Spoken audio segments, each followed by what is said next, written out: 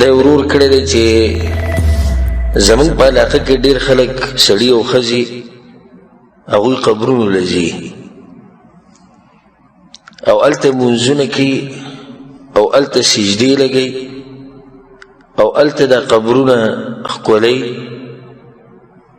او بعض پکې د هغه مولیانو پیرانو خپې او لاسونه ښکلوي کومو ته چې هغوی اولیاء الله وي نو آیا په دین کې داسې څه شته د قرآن او حدیث په رڼا کې د هغې سره په دې سوال کې بل سوال کړی دی چې آیا رسول اسلام د خپل مور او د پلار د قبر زیارت کړی دی او که نه جواب دی دی وبالله توفیق چې مونځ کول په مقبره کې او د قبرونو په خوا کې او سجده لګول هلته او دعاګانې غوښته د قبر په خوا کې او قبرونه ښکلول دا یو ناروا کار دی او دا ذریعه ده د دې چې انسان شرک ته ورسوي لکه دې وخته پورې لا شرک نه دی شوی تا رسولی شي شرک ته په شریعت کې داسې ډېر کارونه دي چې هغه د دې د لاسه منع شوي دي چې د هغې نه دروازه کولویږي یو بل غټ حرام کار ده نو اوس یو سړی د هغه دا وایي چې زه په مقبره کې مونځ کوم د الله دپاره حالانکې شریعت منع کړی دی چې مقبره کې مونځ نه کوي نو چې یو سړی په مقبره کې مونځ د الله دپاره کوي نو بیا ولې منع جواب دا دی چې کوم سړی د قبر په خوا کې ولاړې مونځ کوي او د قبر په خوا کې دعا غواړي په جومات کې نه غواړي په جومات کې مونځ نه کوي نو غالبا خبره دا ده چې د دې سړي په زړه کې د دې قبر په باره کې څه شتي هسې ده د جومات نه دی پرېښودی چې تله د قبر د پلاني صاحب د قبر په خوا کې دی ولاړی دعا غواړي صحیح د دعا د الله نه غواړي اوس دې پورې موږ وایو چې دې شرک درجې ته لا نه دی رسېدلی دا دعا دی د الله نه غواړي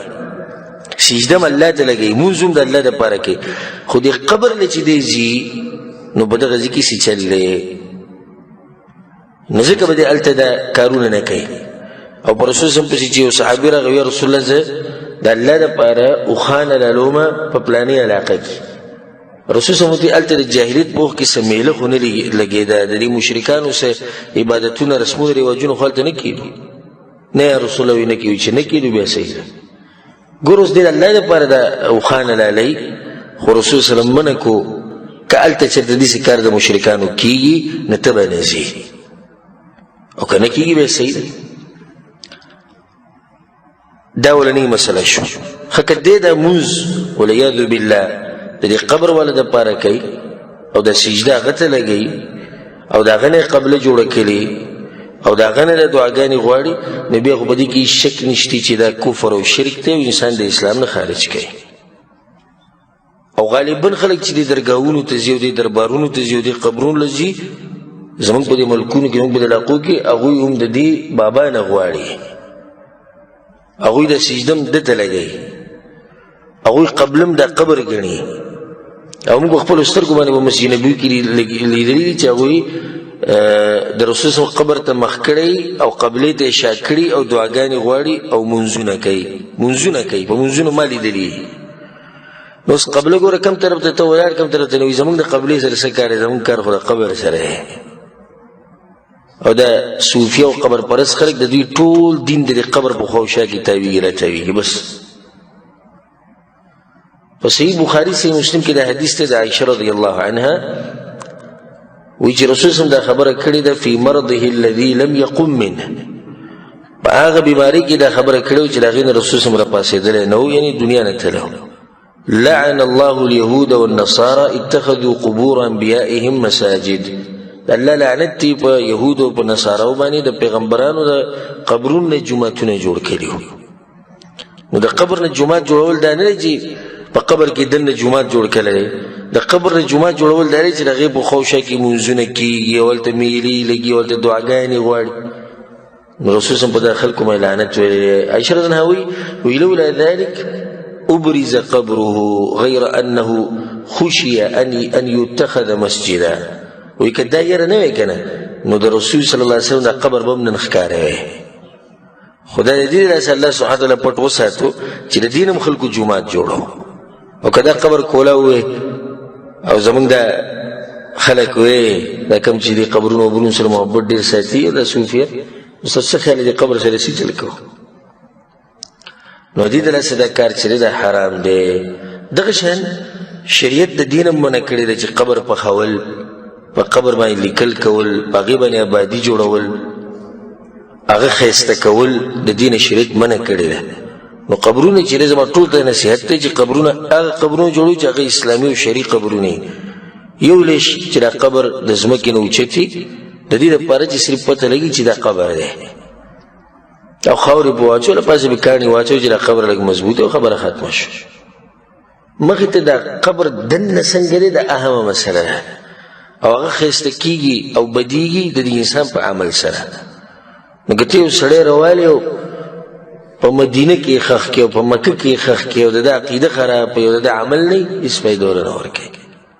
او چې عمل یې که نه او زناور یې وخوري او د زناورو دې خېټې ته لاړ شي الله سبحانه وتعالی به یې جنت ته بوځي نو دا اهمه مسله ده د دې نه بعد بیا په دې سوال کې دا مسله ده چې هلته دوی لاسونه ښکلوي د دې مولیانو او پیرانو د دې څه حکم دی جواب ده چې دا کوم چې موږ یې نو هغوی صرف لاسونه نه ښکلوي بلکې سجدې ورته لګوي او ټیټېږي ورته دا ټیټېده دا سجدې لګول دې کې هېڅ شک نشته چې دا حرام کار دی او سجده د عبادت لپاره لګول دا خو کفر دی انسان د اسلام نه وباسي او تاسو به ډېرې ډېرې نه سوا دا ویډیوګانې چلیږي دا خپې وله ښکلوي یو شی به نه به یې ګیرې نه به یې برید او بس ځان نه به سم دغه جو کې تسبیح ورسره په لاس کړي نور ورته به قدمونو کې پرېږدي دا ولي الله دی که سړی څومره به اوچت شو هغه ته سجده لګول هغه ته ټیټېده د دې نه شریعت منع کړې ده لاس ښکلول او تندی ښکلول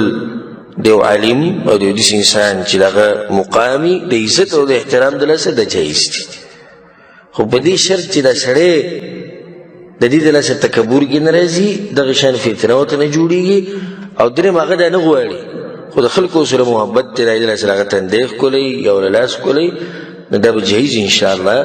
په هغې باندې هم دلایل شته په شریع کې دغه شان د مور پلار تندی ښکلول د مور پلار سر ښکلول د هغوی لاسونه ښکلول د هغوی قدمونه ښکلول خو په شرط دی چې هیئت سجدې یا د رکوع دا نه جوړېږي دا هم انشاءالله جایز دی خو دا مولیان چې کوم دي دا کوم چې به د قبرونو سره ناست دي او د دوی خپې لاس تندي دا په یو حال کې هم ښکلول نه دي جایز په یو حال کې هم ښکلول نه دي جایز ځکه چې دا بدعتیان دي او لکه څنګه چې دا مشهوره وینا ده د سلفو من وقر صاحب بدعه فقد اعان على هدم الاسلام څوک چې د بدعتي سړي عزت کوي نو د اسلام نړوي دا اسلام لګیا د اسلام ختموي ځکه چې د بدعتي عزت کوي مطلب دی چې دی چې کوم کارونه کوي دا نوي نوي په اسلام کې دا صحیح دي هغه صحیح اسلام دې پرېښو هغه دې خراب کو د بدعتي انسان عزت به نه کوي احترام به نه کوي دې ته عزت او احترام کوي مطلب دی چې لکه ته درته وایي چې ستا دا خبرې او ستا دا کارونه صحیح دي یو مسله پکې دی ضرور دا تپوس لري چې آیا رسول الله صلی الله علیه وسلم د خپل مور پلار د قبر زیارت کړی ده او که نه کوم چې ثابت دي د رسول الله په حدیثونو کې په صحیح سند سره او په صحیح مسلم کې دا روایت دی د ابو هريره رضی الله عنه رسول الله وایي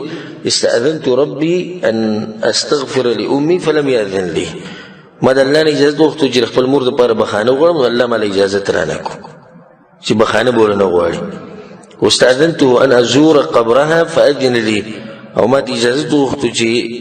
د قبر زیارت یې کولی شم او که نه نو یې ماله اجازت راکړو چې قبر خواله تللی شي خو بخانه به ورنه غواړي او دا نه دي ثابت چې رسول سم د پلار قبر له چېرته تللی کوم چې صحیح ثابت دی هغه دی چې رسول سم د مور قبر له تللی دی او دا د مور پلار قبر له تله او هغوی دپاره دعاګانې غوښته چې مسلمانان او د توحید په عقیدې دا د مور پلار سره ښه کول دي والله اعلم